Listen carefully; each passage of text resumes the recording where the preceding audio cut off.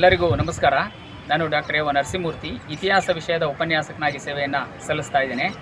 ನಾನು ತುಮಕೂರಿನ ಒಂದು ಹೃದಯ ಭಾಗದಲ್ಲಿ ಏನು ಟೌನ್ ಹಾಲ್ ಸರ್ಕಲ್ ಅಂತ ಏನು ಹೇಳ್ತೀವಿ, ಅದ್ರ ಪಕ್ಕದಲ್ಲಿರುವಂಥ ಎಂಪ್ರೆಸ್ ಕಾಲೇಜಿನಲ್ಲಿ ಉಪನ್ಯಾಸಕನಾಗಿದ್ದೇನೆ.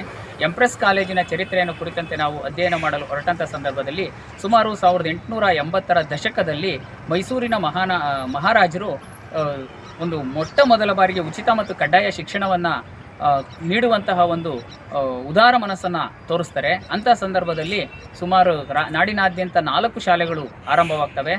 ಆ ಶಾಲೆಗಳ ಪೈಕಿ ನಮ್ಮ ತುಮಕೂರಿನ ಮಂಡಿಪೇಟೆ ಚೌಕದಲ್ಲಿ ಏನು ಇವತ್ತು ಕೂಡ ಪ್ರೈಮರಿ ಸ್ಕೂಲ್ ಇದೆ, ಅಲ್ಲಿ ಒಂದು ಎಂಪ್ರೆಸ್ ಹೆಣ್ಣು ಮಕ್ಕಳ ಶಾಲೆಯನ್ನು ಆರಂಭಿಸ್ತಾರೆ.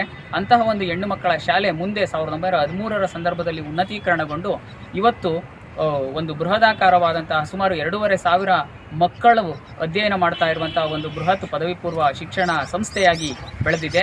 ಇಂತಹ ಒಂದು ಶಿಕ್ಷಣ ಸಂಸ್ಥೆಯಲ್ಲಿ ಸೇವೆಯನ್ನು ಸಲ್ಲಿಸೋದಕ್ಕೆ ನಮಗೆ ಬಹಳಷ್ಟು ಖುಷಿಯಾಗುತ್ತೆ.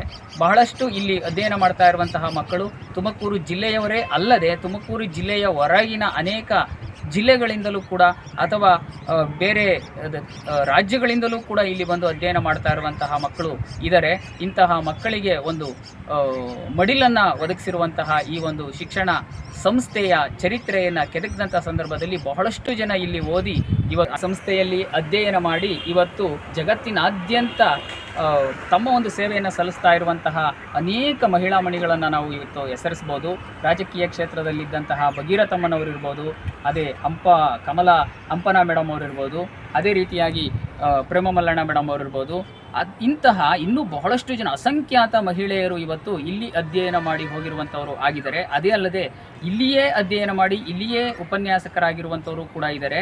ಒಟ್ಟಾರೆಯಾಗಿ ನಮ್ಮ ನಾಡಿನ ಹೆಣ್ಣು ಮಕ್ಕಳ ಶಿಕ್ಷಣಕ್ಕೆ ಒಂದು ವರದಾನವಾಗಿ ಎಂಪ್ರೆಸ್ ಶಿಕ್ಷಣ ಸಂಸ್ಥೆ ಇವತ್ತೂ ಕೂಡ ತನ್ನನ್ನು ತಾನು ಅರ್ಪಿಸಿಕೊಂಡಿದೆ ಎಂದು ಹೇಳಿದ್ರೆ ತಪ್ಪಾಗಲಾರದು.